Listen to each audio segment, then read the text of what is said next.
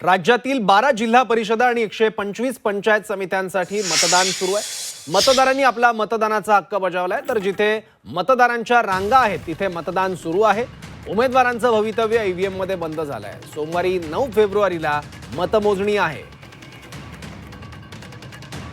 12 जिल्हा परिषद आणि 125 पंचायत समित्यांसाठी मतदान पार पडतंय।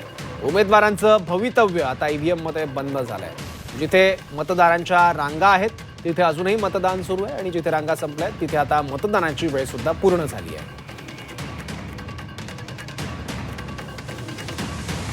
12 जिल्हा परिषद आणि 125 पंचायत समित्यांसाठी मतदान सुरू आहे। तर परवा निकाल येणार आहे या सर्व निवडणुकांसंदर्भात। 9 फेब्रुवारीला मतमोजणी होणार आहे, त्यामुळे मतदारांनी आपला कौल नेमका कोणाला दिला हे परवा स्पष्ट होईल। उमेदवारांचं भवितव्य आता मतपेटीमध्ये बंद झालं आहे।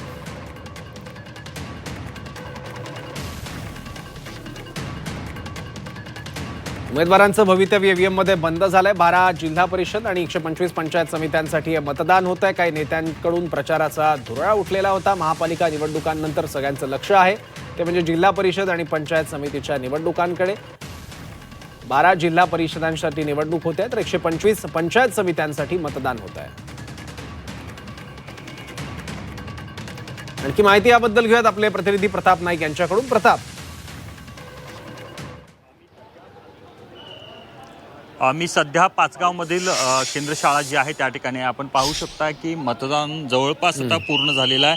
अवघे काही मिनिट या ठिकाणी राहिलेले आहेत, पण दुसरीकडे आपण पाहतो की संवेदनशील हे मतदारसंघ असल्यामुळं आपण पाहतो की पोलिसांचा तगडा बंदोबस्त या ठिकाणी लावण्यात आलेला आहे। काही वेळेपूर्वी प्रचंड अशी गर्दी या ठिकाणी होती, पण पोलिसांनी या ठिकाणी या लोकांना हटवलेलं आहे, हुसकलेलं आहे आणि त्याचबरोबर आपण पाहतो की इथली कायदा सुव्यवस्था बिघडू नये याची काळजी घेतलेली आहे। किरकोळ वादावादीचे प्रसंग, किरकोळ अंगावर धावून जाण्याचे प्रसंग, काही लोकांना जखमी झाल्याचे प्रसंग वगळता ही मतदान प्रक्रिया पूर्ण झालेली आहे असं आपल्याला म्हणता येईल। अवघे 4 मिनिटं बाकी आहेत, त्यामुळे अनेक जण धावत पळत मतदानाचा हक्क बजावण्यासाठी या ठिकाणी येताना दिसत आहेत। याच केंद्रावर आपण सकाळी 7 वाजता मोठी रांग असल्याचं पाहिलं होतं। 7:30 वाजता खऱ्या अर्थानं मतदान प्रक्रिया सुरू होणार होती, पण 7 वाजता लोक या ठिकाणी रांगेत उभा राहून मतदानाचा अधिकार बजावत होते।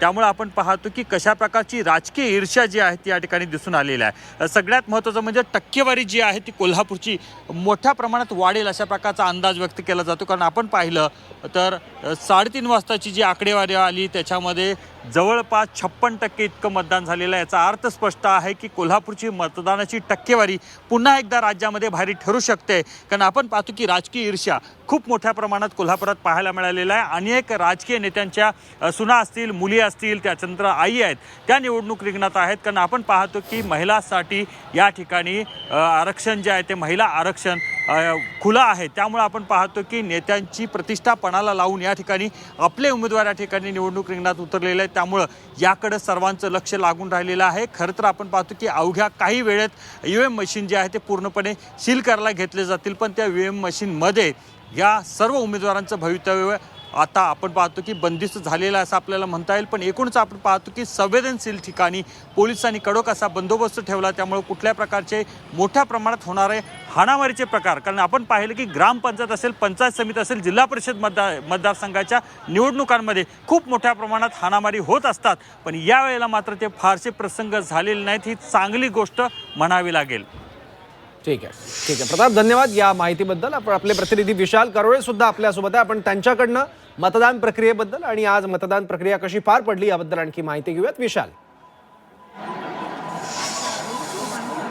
आपण बघतोय अखेरचे क्षण, अवघे 2 मिनिट बाकी आहे आणि मतदानासाठी इथे मोठ्या रांगा लागलेल्या आहे। आपण बघतोय की जवळपास 200 ते 300 लोक या प्रिमायसेसमध्ये आहे आणि आता कुठल्याही क्षणी मतदान संपणार आहे, म्हणजे मतदानाची जी अधिकृत वेळ ती संपणार आहे आणि त्यामुळे या इमारतीचं मुख्य गेट आता बंद होणार। मात्र ही जी सगळी मंडळी या प्रिमायसेसमध्ये आहे, या परिसरामध्ये आहे, त्या सगळ्यांना मतदानाचा हक्क बजावता येणार आहे। पोलिसांनी आत्ताच घोषणा केली आहे की ज्यांना कोणाला मतदान करायचं असेल त्यांनी पुढील 1 मिनिटामध्ये या परिसरामध्ये यावं, त्यानंतर कोणालाही प्रवेश देता येणार नाही, कारण मतदानाची अधिकृत वेळ संपते आहे। आणि आता आपण बघतोय की या ठिकाणी मोठ्या प्रमाणात गर्दी झालेली आहे।